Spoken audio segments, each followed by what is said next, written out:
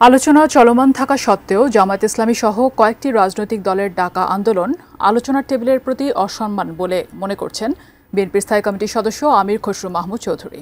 তবে জামায়াতের এই ধরনের অবস্থানের পেছনে অন্য কোনো উদ্দেশ্য আছে কি না তা নিয়েও সন্দেহ প্রকাশ করেন দলের স্থায়ী কমিটির আরেক সদস্য অবসরপ্রাপ্ত মেজর হাফিজউদ্দিন আহমেদ। ব্যাপারে আমরা মেজরিটি রাজনৈতিক দল একমত। আগামী বছরের ফেব্রুয়ারির প্রথমার্ধে জাতীয় নির্বাচনের প্রস্তুতি নেওয়ার কথা বলছে অন্তর্বর্তী সরকার ও নির্বাচন কমিশন। এমন এক প্রেক্ষাপটে জামায়াত ইসলামী, ইসলামী আন্দোলন সহ কয়েকটি ইসলামী দল যুগপৎ কর্মসূচি নিয়ে মাঠে নামছে। এ সরকারের সময়ই সংস্কার বা জুলাই সনদ বাস্তবায়ন করা না হলে নির্বাচনের পরে তা বাস্তবায়ন নিয়ে তাদের সন্দেহ। সে কারণেই এই আন্দোলন বলে দাবি দলগুলোর।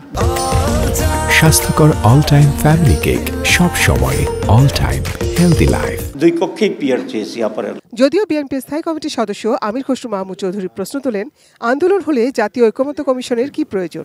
যদি সবাই রাস্তায় নেমে দাবি আদায় করতে হয় তাহলে এই ঐকমত্য কমিশনের বা দরকার কি? এত দীর্ঘ সময় ধরে আলোচনা করার দরকার কি? আপনি যদি একটা কর্মসূচিতে চলে যান তার মানে কি? তার মানে তারা ঐকমত্যের যে আলোচনা সে তার প্রতি কোনো সম্মান দেখাচ্ছে না। জামায়াতের এই ধরনের কর্মকাণ্ড নির্বাচন নিয়ে তাদের অনীহার প্রতিফলন মন্তব্য করে আমির খসরু বলেন, তারা দেশকে অস্থিতিশীল করতে চায় কিনা সেই প্রশ্ন জনগণের মাঝে তৈরি হয়েছে।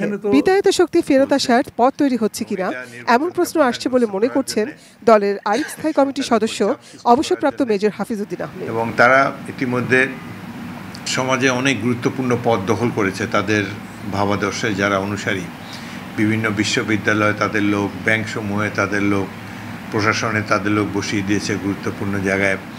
তারা মনে করে তারা অলরেডি ক্ষমতায় আছে, সুতরাং নির্বাচন হলে বরং তারা ক্ষমতাচ্যুত হবে। কোনো শক্তি এখানে দেশকে একটা আবার অস্থিতিশীল পরিস্থিতিকে নিয়ে যাচ্ছে এবং এর মাধ্যমে আবার যেই শক্তি পালিয়ে গেছে, যাদেরকে বাংলাদেশের মানুষ উৎখাত করেছে, তাদের জন্য কি কোনো স্পেস ক্রিয়েট করা হচ্ছে কিনা, এটাও তো একটা প্রশ্ন আসতে পারে, তাই না? এবং আমরা তো ইতিমধ্যে লক্ষণও দেখতে পাচ্ছি। জনগণ যেখানে নির্বাচনের অপেক্ষায়, তখন মাঠ দখল করতে হবে ভোটের প্রচারণার মাধ্যমে।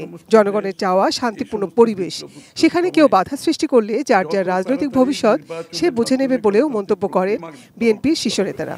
মাঠ দখলের প্রক্রিয়ার গণতন্ত্র একটাই, সেটা হচ্ছে বাংলাদেশের মানুষের মন জয় করতে হবে। তারা যেটা চায়, তারা তাদের নির্বাচন ম্যানিফেস্টোতে দেখ যে আমরা নির্বাচনে জিতলে জনগণ তাদেরকে যদি মেজরিটি দেয় তাহলে তারা পিয়ার সিস্টেম করবে। আর এইটাই তো শেষ নির্বাচন না, ভবিষ্যতে আরও নির্বাচন হবে।